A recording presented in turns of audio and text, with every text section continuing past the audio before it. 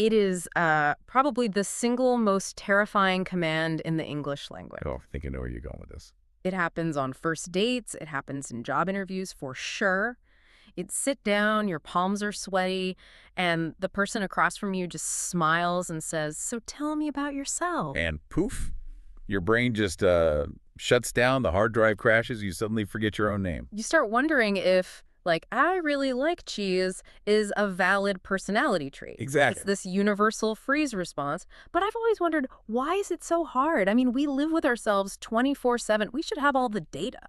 Well, it's not a content problem, you know. Yeah. It's a curation problem. We just don't have a framework. We don't know which data points actually matter to a stranger. We just drown in our own details. Yeah, because we don't know what they're actually listening for. Okay, well, today we are fixing that curation problem. We are doing a deep dive into what I'm calling the introduction blueprint. Our source material is this really fascinating dialogue transcript it's a conversation between two characters, Paul and Emily. And on the surface, it's a language learning tool. Right. It's meant to teach beginners how to say hello. But if you look closer, Mhm. and that's what we do here, it's actually a master class in social coding. I love that. Social coding.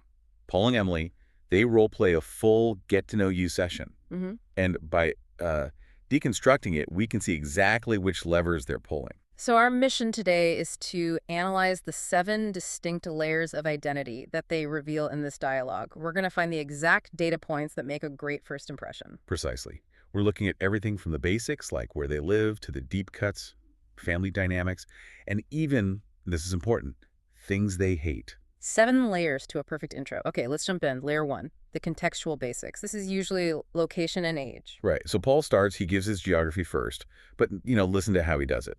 It's not just a country name. No, he paints a whole scene. He says he's from Canada, but then he immediately zooms in. He says, "I live in a small town. I like it. It's quiet." And he mentions he has a small house with a garden. See, that specificity. Small town, quiet, garden. He's establishing his entire vibe right there. Hmm. He's telling you he operates on a frequency of calm. It sets expectations immediately. You're not expecting a party animal. And then we get Emily, And she is the total opposite. a complete 180. She's from the United States, but she lives in a big city. Yeah. She even says it's very busy, very noisy. But, and this is the key, she says, I love it. So right out of the gate, you've got this classic town mouse versus city mouse thing going on. Exactly. And that's so important for an introduction because place isn't just a location. It's a lifestyle indicator. It tells the other person what kind of energy you thrive on. They also bring up age. And the transcript kind of puts a little note in there, if you want to say, which acknowledges it can be sensitive. It can be. But here, they both share it. Paul is 28.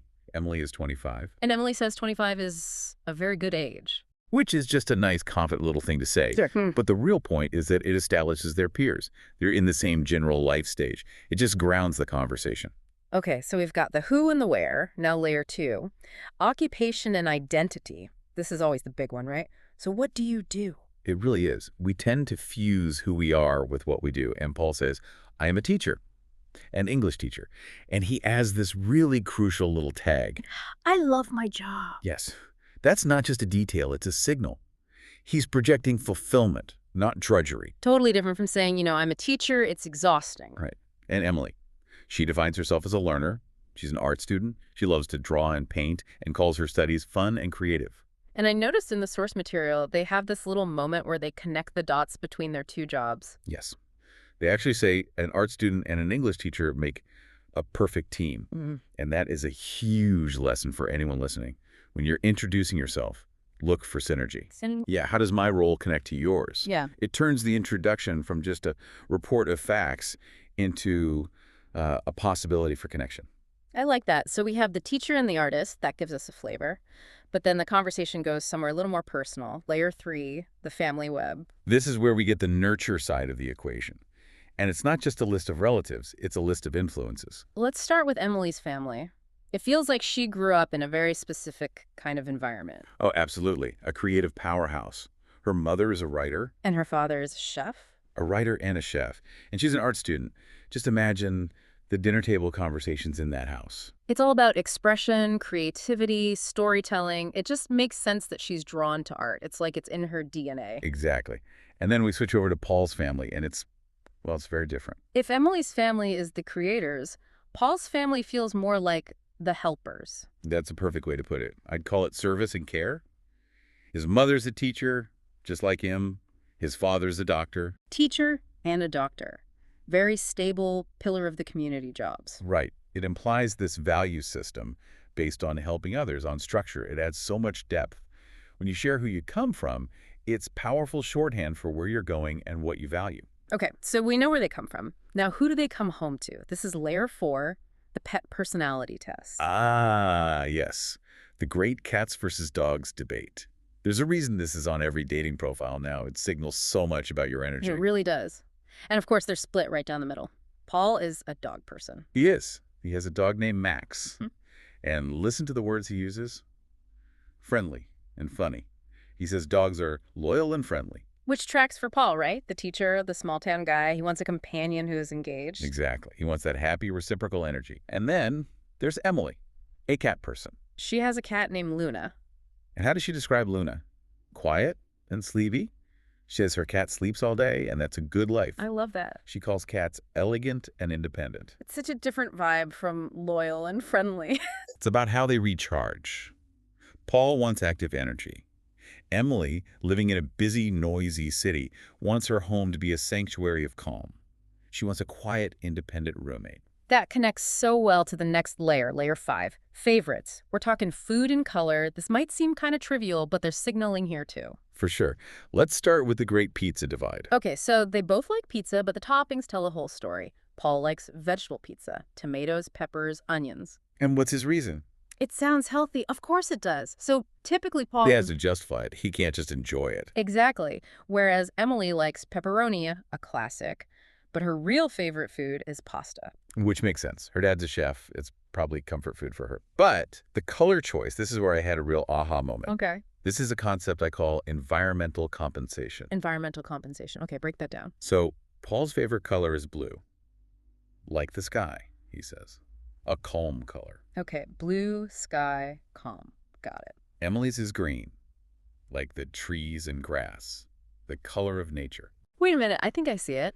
Paul lives in a small town with a garden. He's surrounded by green. He looks up at the big open sky for calm. And Emily? Emily lives in a concrete city apartment. She doesn't see green. She craves it. Exactly. We crave what we lack in our environment.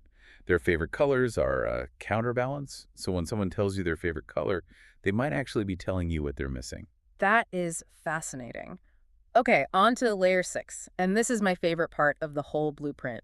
We get hobbies, which is standard, but then we get the dislikes. The dislikes are surprisingly powerful. But let's do hobbies first. Okay, so Emily paints, obviously. Yeah. She does it every weekend to relax. And she reads adventure stories. Which is interesting, right? For someone who loves her sleepy cat, she gets her excitement from fiction. It keeps her world balanced. And Paul. Paul's an old rock fan. He plays soccer with his friends on Saturdays, and he watches comedies. He loves to laugh. So Paul is active, social. Emily is more introspective, artistic. But despite these differences, they find common ground over what they hate. Yes. The power of shared negativity. The real social glue. So Paul starts. He dislikes. Olives. Just doesn't like the taste. I'm with Paul on that one. And he also hates waiting in long lines. Which prompts Emily to agree, like, does anyone like that? Mm-hmm. But her dislikes are also very telling. She disliked spicy food. And the big one, waking up very early. I like my sleep. She's not a morning person. Which, again, fits the cat person profile. Luna sleeps all day. Emily wants to sleep in. But here's the key takeaway from the source. The text says that stating what you don't like shows your personality just as much as what you do like. It makes you human, doesn't it? If you just say, I love sunshine and puppies, you sound like a robot. But if you say, I hate olives, suddenly I can relate to you. That's it. It creates a hook for empathy. It's a small vulnerability, and that builds trust way faster than perfection does. It's what psychologists call the pratfall effect. I love that. So stating a dislike is actually an invitation for the other person to let their guard down. Yes. It says, I'm not perfect, and you don't have to be either. Okay, so we've peeled back all 7 layers. Now for the synthesis. How do we actually use this blueprint in the real world? Well, the source material is very clear about this. The number one rule is you don't say everything at once. Right. You don't just walk up to someone and do a data dump. Hi, I'm Paul. I hate olives. My dad's a doctor. My dog's name is Max. You'd scare them off. It's all about context. If you're in a class, you say your name and why you're studying. At a party, it's your name and a hobby. It's about relevance. Hmm. And the source uses this phrase I really liked. It says to view your introduction as an invitation. Yes, an invitation. It's not a monologue, you're just dropping bait. If Emily says, I love to paint, she's inviting you to ask, oh, what do you paint? It switches the mindset from I need to impress you to I need to give you something to talk to me about. That's the whole shift. You're Yeah. giving them conversational handles to grab onto. And the source's last piece of advice is the simplest. Keep it simple, be friendly, and smile. It really is that straightforward. By the end of this conversation, Paul and Emily, they aren't just the teacher and the artist anymore. No, they're fully formed people. I can picture Paul eating his veggie pizza after soccer. I can picture Emily painting in her apartment with her cat nearby. We've basically found a blueprint for genuine connection, hidden inside a simple language lesson. And what's interesting is they didn't really debate anything. It was just, oh, you like dogs, I like cats, cool. They just let the differences exist. That's a great point. The contrast just sat there. It wasn't conflict. So here's our challenge to you, the listener. We want you to build your own Paul or Emily profile. Yes. Go through the categories. What's your location vibe? Calm or energy? What's your family web? Are you cat energy or dog energy? And what's the one food you absolutely cannot stand? Write it down. Have those data points ready so the next time someone says, tell me about yourself, you don't freeze. You just smile. You give an invitation, you give them a few hooks, the job, the hobby, the relatable dislike. Boom. Conversation started. Before we go, I want to leave everyone with one final thought from our expert here. What really struck me is that Paul and Emily bonded most when they found differences. The dog versus cat thing, the veggie versus pepperoni pizza. In introductions, we so often try to be this same as the other person, to be safe and fit in. Right. We try to mirror them.